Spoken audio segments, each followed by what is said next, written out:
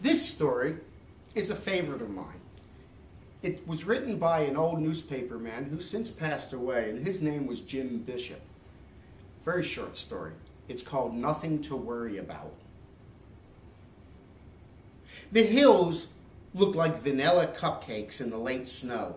The cars cut black scars around them, and where the road dropped steeply to the river, the bridge looked like a child's erector set. On the far side were the town, a few church spires and some old-fashioned houses, and 2 or 3 traffic lights, which were brighter in the gloom of a snowy day. Bob ordered one more fast one. He was careful about his drinking because Imelda worried. It wasn't that he was an alcoholic. She claimed that it affected his judgment. Not much. A little. Liquor made him happier and more jubilant and more confident and less cautious. This made Bob smile. Women, he felt, never really understood their men. They are always afraid of something that never happens. Nervous Mel, he called her. He snapped the shot glass up, tilted his head, and nodded farewell to the bartender. The car outside was his. It was old, but it was all his. He parked, he patted it, and pulled his gloves on, and sat behind the wheel, and ran the engine a little. A sweet-sounding baby, that engine. It had a quiet roar of authority. Bob chewed on a mint as he swung the car around, watching in both directions for traffic, and on across the bridge and up into the hills.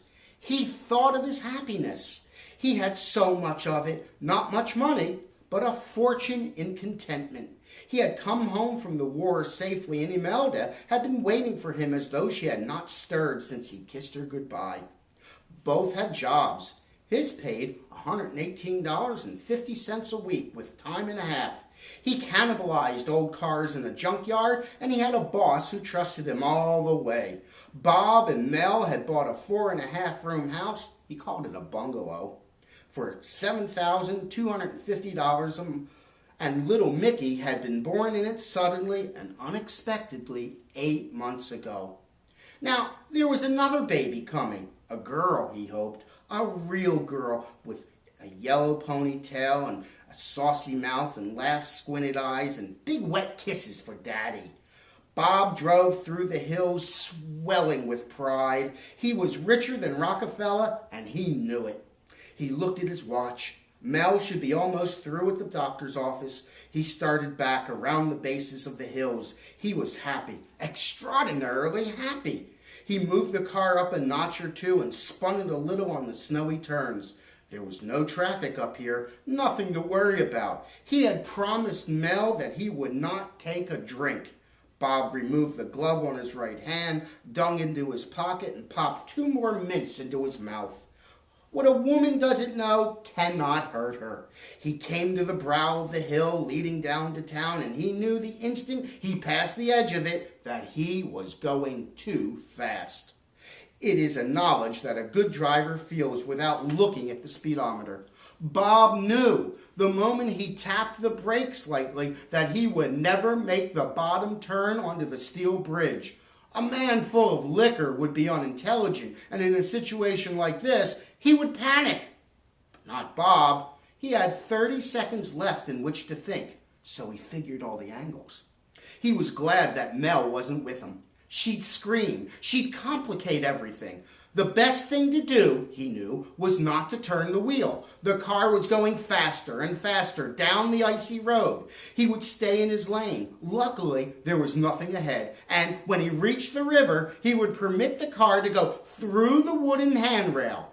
Before it left the road, he would open the door on his left and jam his foot in it so that it would not close. The moment the car would hit the water, he would push the door all the way and strike out. How far would it be to the muddy bank? 30 feet? 40? Bob thanked God that he was a man who uses his head. The old car went down, faster and faster. People coming up saw it and knew what was going to happen. They held their breaths. Bob opened the door, jammed his foot in it, and swung the wheel slightly so that the vehicle, instead of crashing into the steel girders, splintered the wooden handrail and arched gracefully over the river and splashed into it. He struck out and headed for shore, shivering in the icy current. He could hear the cheers as he staggered up the bank. Then he remembered that he had left little Mickey in a basket on the rear seat.